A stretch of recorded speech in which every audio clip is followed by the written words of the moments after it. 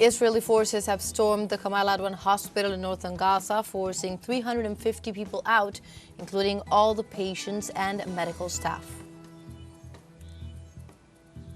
South Korea's opposition-controlled National Assembly voted to oust interim leader Han Duck-Soo. And in Haiti, the Minister of Public Health and Population was dismissed following Tuesday's attack on the State University Hospital by criminal groups.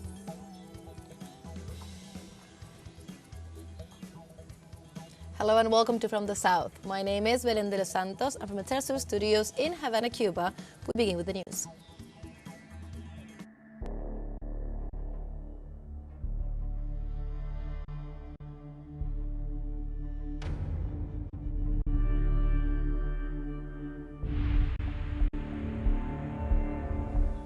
And we begin in Palestine, as the director of the Gaza Health Ministry has stated to media outlets that Israeli forces stormed the Kamal Adwan hospital in northern Gaza, forcing 350 people out, including all the patients and medical staff.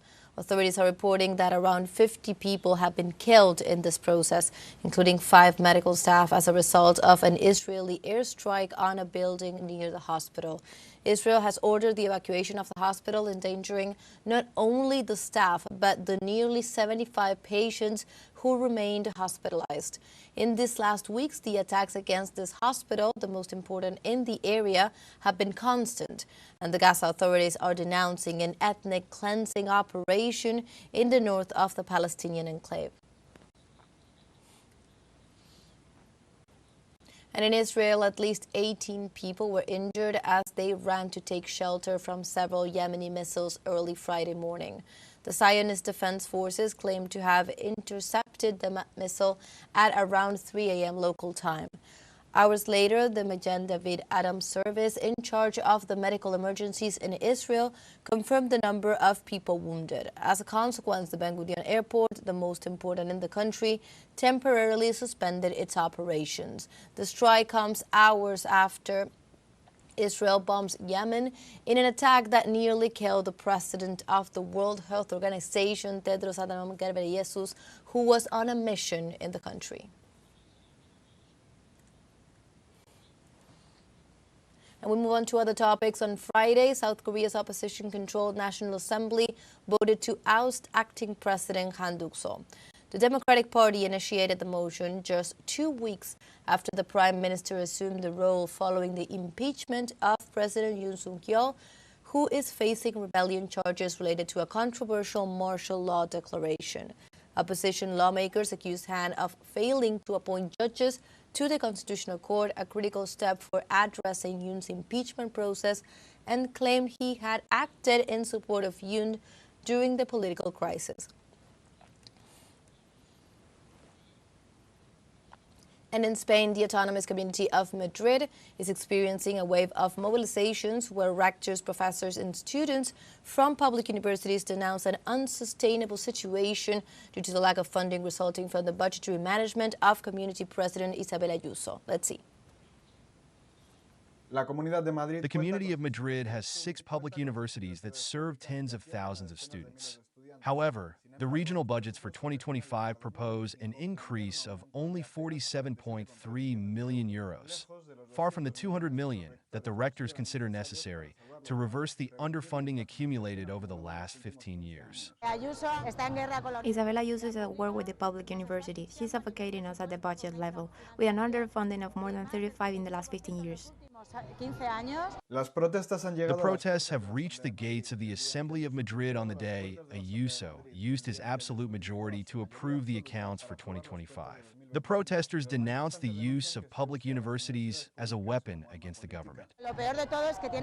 Worse, they now have in their hands a lot of universities that is an open war with the central government, in which the Public University of Madrid is going to pay for their problem. We cannot accept it.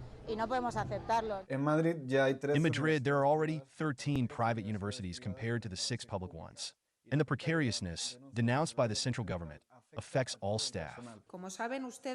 As you know, we have a problem in the public universities of our country of temporary and precarious contracts. In the university, it is practically 50%, 1 out of every 2 professors in the public universities of our country has a precarious and temporary contract.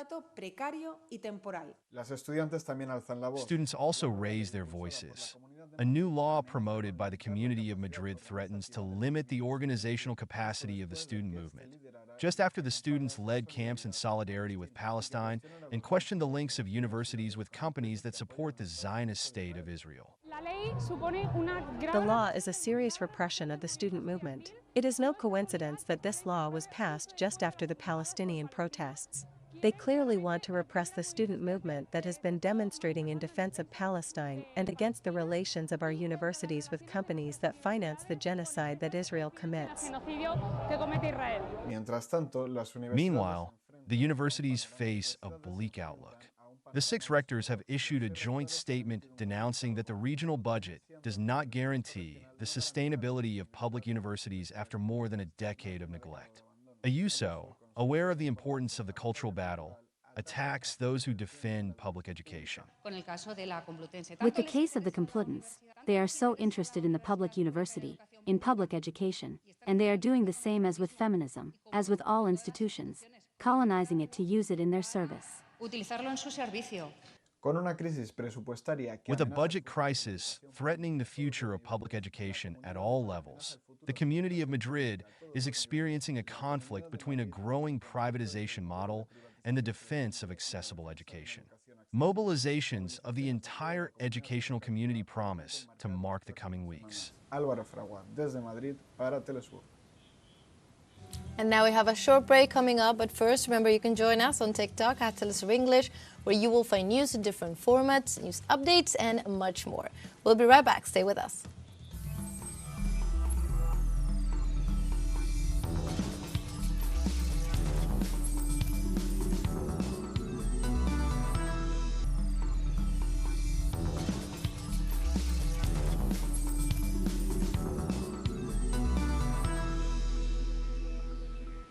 Welcome back from the South.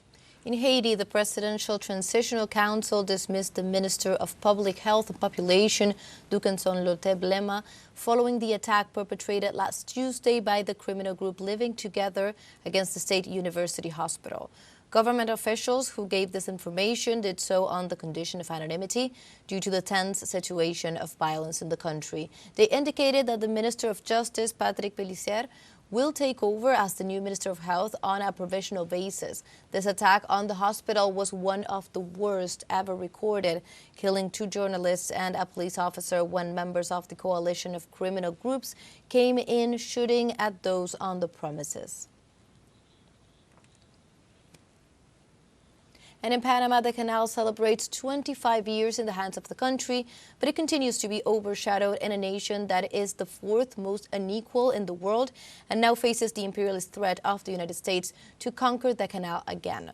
Our colleague Reka Chandiramani with the details. When the Panamanians recovered the canal in 2000, the waterway ceased to be a U.S. military asset and became an enterprise at the service of world trade, connecting 1,920 ports, 180 maritime routes, and serving 170 countries. And although the canal generates billions of dollars a year, these benefits seem imperceptible to the majority of the population. But history did not end up making the most collective use possible of the assets that were reverted.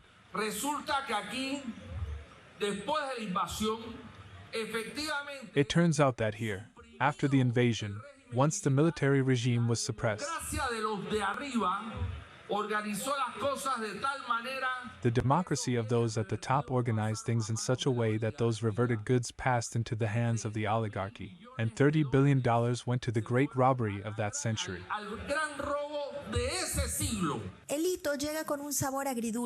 The milestone comes with a bittersweet taste. U.S. President-elect Donald Trump's onslaught on recovering the canal, citing alleged Chinese control and high tariffs, has brought to the fore debates on the background and remaining forms of interventionism after the reversion. The canal is problematically involved with a treaty called the Canal Neutrality Treaty, which is not legal, is not in accordance with international law, and is not convenient for Panama. On top of that, It turns out that the reverted areas are in the hands of the new North Americans, in quotation marks, the new white people, and not in the hands of the Panamanian people.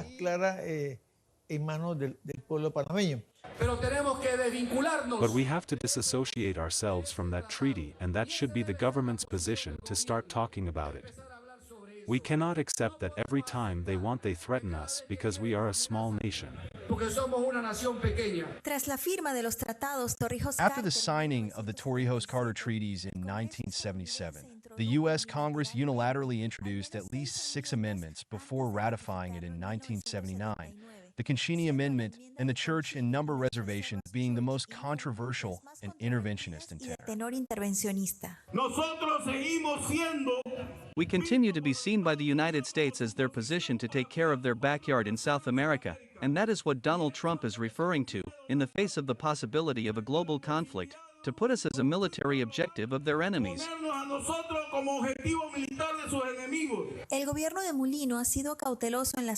Mulino government has been cautious in its responses to Trump, whose statements come as a bucket of cold water in the face of the accommodating attitude that has characterized all post-invasion Panamanian governments. Trump replaced current Ambassador Mari Carmen Aponte with Kevin Marino Cabrera, a Miami-Dade County Commissioner in Florida, an active Republican member and businessman, which signals a 180-degree turn in relations between the two countries, with control of the canal now the central focus. Para teleSUR, desde Ciudad de Panamá, Reca Chandiramani. We go now to Ecuador as more families denounce forced disappearance of their children and adolescents. The indignation caused by the forced disappearance of the 3 teenagers and a child who were detained by a military patrol in Guayaquil has prompted the emergence of more reports of similar cases. Just as has happened with Steven, Saul, Ismael, and Josue, 2 mothers, Sandra Arteaga and Janet Escobar, have denounced a similar case. Their children have been missing since December 6th, 2 days before the ones in Guayaquil.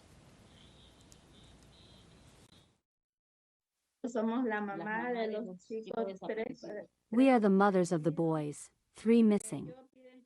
I ask you to help me to share this because they are children, 3 minors, 2 sons, and my son-in-law.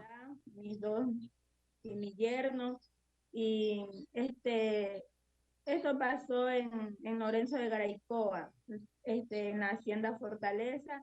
This happened in Orense de Garaycoa, in the Hacienda Fortaleza. The military came in to do raids and took 6 children. Of those 6 children, my 2 children and my son-in-law are included. Since those days, we have no communication. We don't know where they are. Nothing. No trace of them. And now we have a second short break coming up, but before we invite you to visit our YouTube channel at teleSUR English. There you will be able to rewatch our interviews, top stories, special broadcastings, and more. Hit the subscribe button and activate the notification bell to stay up to date on the world's most recent events. Final short break, don't go away.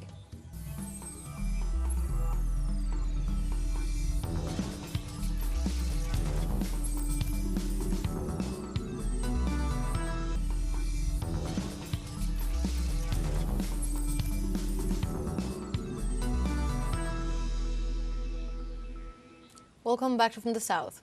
The Peruvian Congress is investigating former official Jorge Torres Aravia, suspected of running an alleged prostitution ring within the legislature.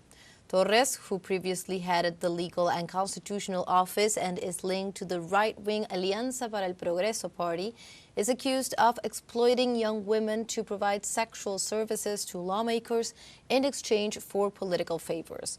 The investigation intensified following the murder of Andrea Vidal, a former employee who was reportedly involved in recruiting women for this operation. As public outrage grows over this scandal, Torres has denied any wrongdoing, asserting that hiring practices were managed by human resources. And in Bolivia, the Supreme Electoral Tribunal announced the closing of the judicial election with the delivery of credentials to those elected in order to immediately open the general electoral process to elect the government and the Legislative Assembly in the middle of next year. Our correspondent Freddy Morales tells us the details. The election of the highest judicial authorities by citizen vote is a unique process in the continent, but Mexico is in the process of implementing it. This is a very sui generis type of election that does not exist in Latin America. Soon the state of Mexico will address them, but it is a situation that needs to be studied. In Bolivia, the election was held on December 15th in its third version with the common problem of scarce information on the 94 candidates. But in comparison to the two previous ones, this time the valid votes exceeded the invalid and blank votes. In the previous election, the white and null vote reached 65% in round figures and the useful vote reached 35%. In this election, I stress, in this election, the result is totally different. The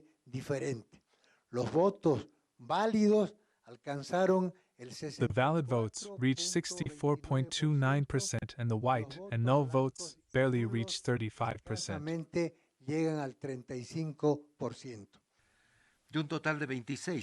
Out of a total of 26 judicial authorities that were to be elected in these elections, only 19 were elected by decision of the Constitutional Court, and the remaining 7 will have to wait for the pre-selection of candidates by the Legislative Assembly. With the partial election, this process is closed. The delivery of credentials is scheduled for December 30th of this year, thus closing the judicial electoral process. The new judicial authorities will take office next January 2nd, and the Supreme Electoral Court will start preparing for the general elections of the national government and Legislative Assembly, which are scheduled for August 2025.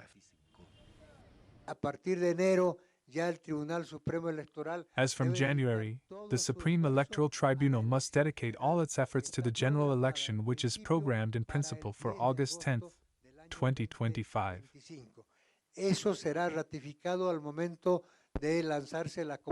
This will be ratified at the time of the launching of the call, which is scheduled to take place in the first 10 days of April. While the authorities of the judiciary are elected for 6 years, the president, vice president, deputies, and senators are elected for 5 years. In 2026, this country will also have elections again, and it will be to elect governors and mayors, also for a period of 5 years. Freddy Morales, teleSUR, Bolivia. And we stay in Bolivia as authorities issued an orange alert for the flooding of the Acre River in the Amazonian city of Cobija in the north of the country. Authorities argued that the alert intended to warn the population and minimize the risks of a possible overflow. Since the beginning of 2024, the north of Bolivia has been suffering the worst floods in the last 10 years due to the overwhelming flow of the Acre River, whose waters rose from 1.5 to 17 meters in a week, an upsurge attributed to the deforestation of the Amazon and the illegal gold mining operations being carried out along its waters.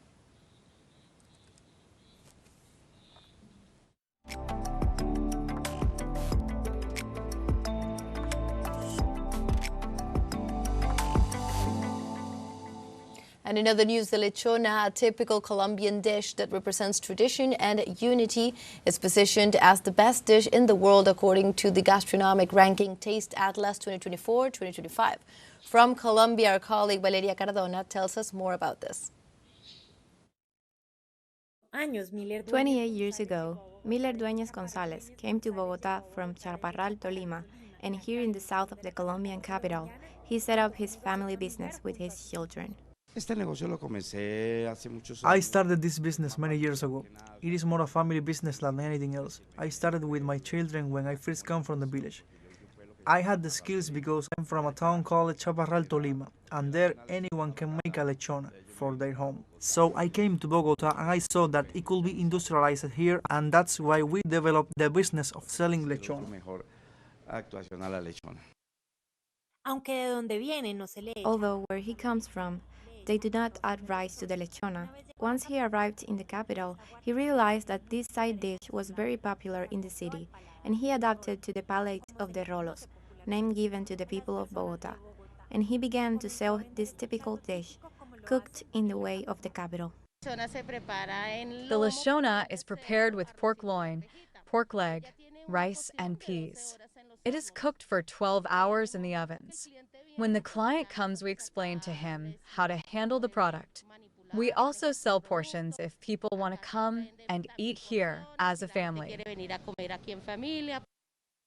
In this street of the L Zone, Miller and his family share with other families and companies of lechona in the place where for more than 40 years a tradition, coming from the departments of Tolima and Huila mainly, began to grow, and where the visitors can taste a typical dish that, according to the Gastronomic Ranking Taste Atlas 2024-2025, is positioned as the best dish in the world. Valeria Cardona, teleSUR, Bogotá, Colombia. And like this, we have come to the end of this news brief. You can find these and many other stories on our website at telesurenglish.net. And also join us on social media. We are on Facebook, X, Instagram, Telegram, and also on TikTok. For TeleSUR English, my name is Belén de los Santos. Thank you for watching.